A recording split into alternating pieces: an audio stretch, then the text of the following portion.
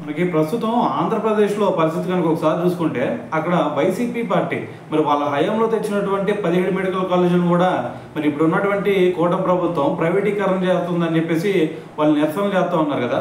అయితే ఈరోజు దీని గురించే మండల్లో మంత్రి అయినటువంటి సత్యప్రసాద్ గారు క్లారిటీ ఇచ్చారనమాట. అయితే ఆయన ఏమంటున్నారు అంటే, ఫస్ట్ వైసీపీ పార్టీ ఒక విషయం అర్థం చేసుకోవాలా, అసలు ఫస్ట్ ప్రైవేటీకరణ అంటే ఏంది, పీపీపీ మోడల్ అంటే ఏంది అనేది ఈ రెండింటి మధ్య డిఫరెన్స్ తెలుసుకోండి. ఫస్ట్ మనకి పీపీపీ మోడల్ అంటే ఇక్కడ భూమి అదేవిధంగా యాజమాన్య హక్కులు ఈ రెండు కూడా ప్రభుత్వ ఆధీనంలోనే ఉంటాయి. దాని తర్వాత మరి ఆ కాలేజీలకు సంబంధించి పూర్తి పర్యవేక్షణ కూడా మరి ఇక్కడ ప్రభుత్వ ఆధీనంలోనే ఉంటాయి. కాకపోతే ఇక్కడ మరి బయట వాళ్ళు వచ్చి ఇక్కడ పెట్టుబడి పెడతారు, కానీ మిగతా మొత్తం కూడా ప్రభుత్వం ఆధీనంలోనే ఉంటాయి అని చెప్పేసి ఆయన అయితే మాట్లాడటం జరిగిందనమాట.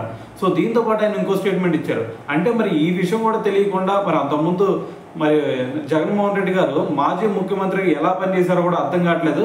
సో ఇంతకంటే దారుణమైన అంశం ఇంకోటి ఉండదు అని చెప్పేసి ఆయన అయితే ఈరోజు మాట్లాడటం జరిగిందనమాట.